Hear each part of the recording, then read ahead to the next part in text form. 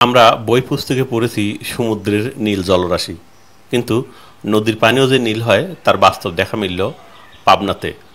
দর্শক, আমি এখন যাচ্ছি পাবনা জেলার একটি উপজেলা, বেড়া উপজেলা। অত্যন্ত গুরুত্বপূর্ণ একটি উপজেলা এবং এখানে বেশ কয়েকটি বড় বড় প্রতিষ্ঠান আছে এবং আছে একটি নদীবন্দর। মূলত বেড়ার এই নদীবন্দর দেখার জন্যই যাওয়া। আমাদের যাত্রা শুরু হয়েছিল বাংলাদেশের আরও একটি গুরুত্বপূর্ণ নদীবন্দর বাঘাবাড়ি, যেটি সিরাজগঞ্জের সাদাতপুরে অবস্থিত। সেই বাঘাবাড়ি থেকে যে রাস্তাটি এই গুমানা নদীর পাশ দিয়ে চলে গিয়েছে বেড়ার দিকে, আমরা মূলত সেই নদীর পাড় দিয়ে যে অবদার বাঁধ, সেই বাঁধের উপর দিয়েই মূলত আমরা যাচ্ছি এই বেড়া নদীবন্দর দেখার জন্য। এবং এখানে যেতে যেতে দেখলাম রাস্তার পাশে অসাধারণ একটি দৃশ্য, নদীর নীল পানি। দর্শকদের জন্য মূলত এই কারণে ভিডিও করা। দর্শক, এটি যেহেতু নদী সংশ্লিষ্ট এলাকা, সুতরাং নদী মানেই হচ্ছে বালি, নদী মানেই হচ্ছে চর।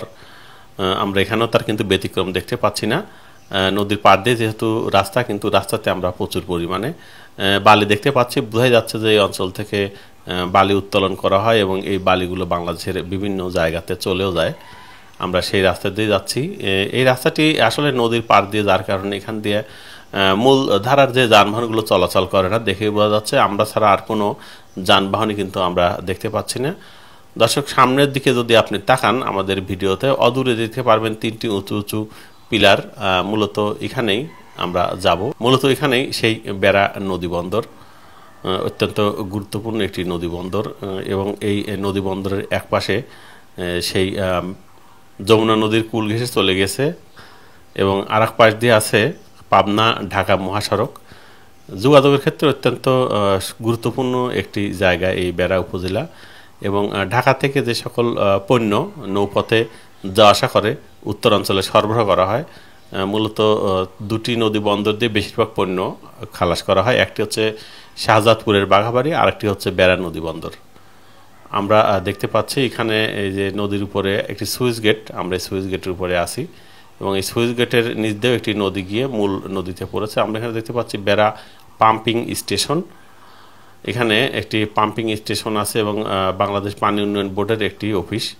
আমরা এই রাস্তা দিয়েই যাচ্ছি এবং গিয়ে সামনে একটি আরও বাঁধের উপরের যে রাস্তা আছে সেই রাস্তা দিয়ে আমরা সামনের দিকে যাব।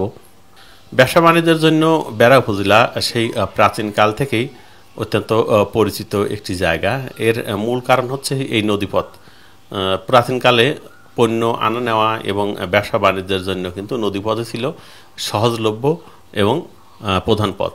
পরবর্তীতে যদিও সড়ক পথের উন্নয়নের ফলে নদীপথের পাশাপাশি সড়ক পরিবহনেও উন্নতি হয়েছে, কিন্তু এই বেড়া উপজেলাতে দুই ধরনের সুযোগ সুবিধাই বিদ্যমান ছিল। এক পাশে নদীপথ, বেশ বড় নদী, এবং আর এক পাশে মহাসড়ক চলে গিয়েছে, যার কারণে বেড়া বাংলাদেশের মধ্যে একটি গুরুত্বপূর্ণ বাণিজ্যিক পয়েন্ট। দর্শক, বেড়া উপজেলার বিভিন্ন লোকেশন নিয়ে পরবর্তীতে আরও অনেকগুলো ভিডিও আমরা আপনাদের সামনে উপস্থাপন করব।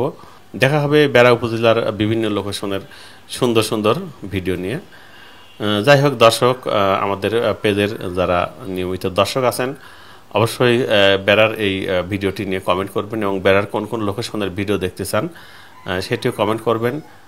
বাংলাদেশের বিভিন্ন জায়গার আনাচে কানাচের দৃশ্যগুলো ফুটে তোলাই মূলত আসলে আমার লক্ষ্য। আমি নিজেও বিভিন্ন জায়গাতে ঘুরে বেড়াই এবং বাংলাদেশের যেখানে যাই সেই জায়গারই ভিডিও ধারণ করে দেখানোর চেষ্টা করি আপনাদেরকে, যাতে ঘরে বসেও বাংলাদেশটাকে দেখা যায়, বাংলাদেশের সৌন্দর্যটাকে উপভোগ করা যায় এবং উপলব্ধি করা যায় যে আসলে আমাদের বাংলাদেশটা কত সুন্দর। যাই হোক, বাংলাদেশের সুন্দর সুন্দর ভিডিও দেখতে আমাদের পেজ পিরিস মিডিয়াতে ফলো দিয়ে রাখবেন, কমেন্ট করবেন, সেই সঙ্গে শেয়ার করে দেবেন যাতে অন্যরাও দেখার সুযোগ পায়। দেখা হবে বাংলাদেশের নতুন নতুন জায়গার নতুন নতুন ভিডিও নিয়ে।